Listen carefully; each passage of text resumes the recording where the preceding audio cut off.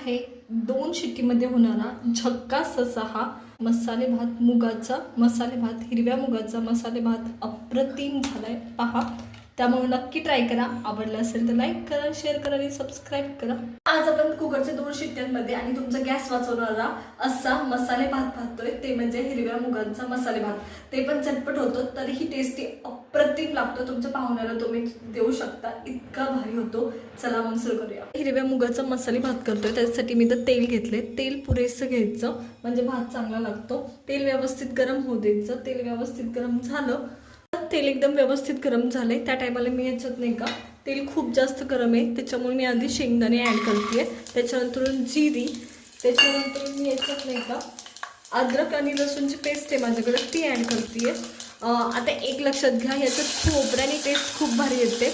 अद्रक आणि लसूणच्या ऐवजी तुम्ही खोबरे आणि लसूणची पेस्ट टाकली ना, अप्रतिम टेस्ट लागते। आणि शेंगदाण्याने तेल खूप जास्त गरम होतं। जिरी टाकली असती तर ती जळाली असती, म्हणून आधी टाकले, हे लक्षात घ्या। तर इथं हे व्यवस्थित परतून घ्यायचं दोन्ही पण। आता हे व्यवस्थित परतलं की तुम्ही कढीपत्ता टाकते आणि खोबरं टाकताना जेव्हा तुम्ही याच्यात कोरडं म्हणजे सुकं खोबरं टाकाल तेव्हा ते फोडणीत टाकायचं, आणि ओलं खोबरं टाकणार असाल तर ते जेव्हा तुम्ही तांदूळ ॲड करतात तर त्या टायमाला टाकायचं। दोन्हीची टेस्ट वेगवेगळी लागते पण अप्रतिम लागते। तर इथं हे सगळं व्यवस्थित मी परतून घेतले। तर इथं कांदा आहे उभा चिरलेला, तो मी ॲड करते। एकच आहे, खूप जास्त नाही।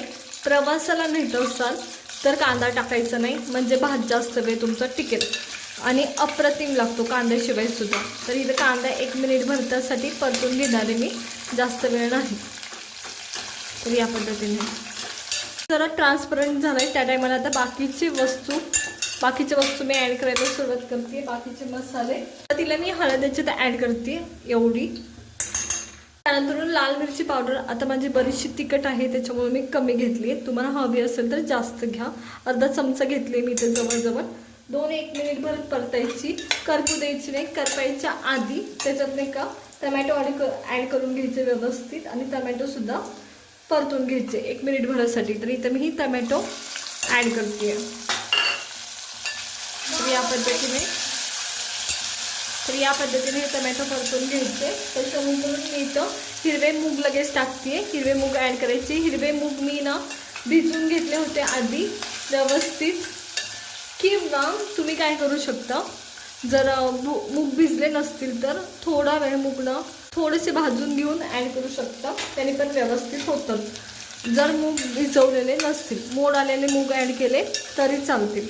तर इथं मी हिरवे मूग ॲड केलेत भिजवलेले। त्याच्यानंतर मी तांदूळ, इथं बासमती तांदूळ घेतलाय, जो मी भिजत ठेवला होता मोकळा होण्यासाठी। तुम्हाला जर काही फरक पडत नसेल मोकळ्याचा वगैरे तर तुम्ही कोणताही तांदूळ वापरू शकता, अप्रतिम लागतो। इंद्रायणी तांदळाचा सुद्धा अप्रतिम लागतो, हे पण लक्षात घ्या।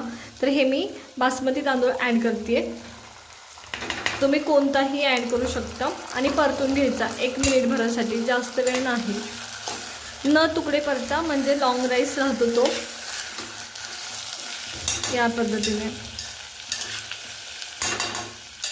जास्त हलवायचं नाही, भिजलेला असतो त्याच्यामुळे तुकडे पडतात। आणि नसेल तुम्ही कोणताही वापरणार असेल तर मग कसंही केलं तरी चालतं।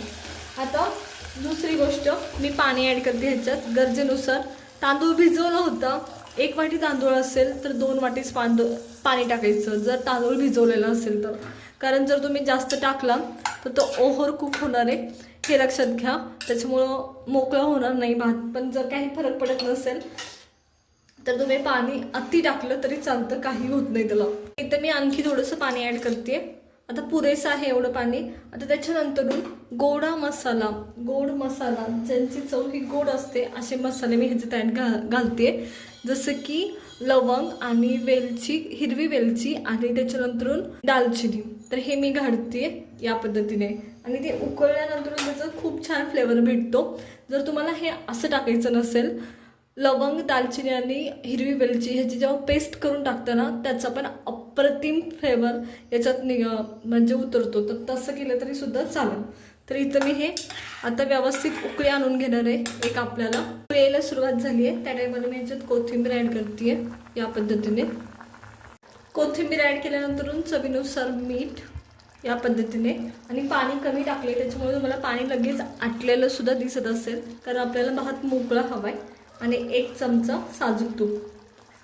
तर हे या पद्धतीने आता मी हे सगळ्या गोष्टी हलवून घेणार आहे लगेचच. आणि कुकरचं झाकण लावायचं.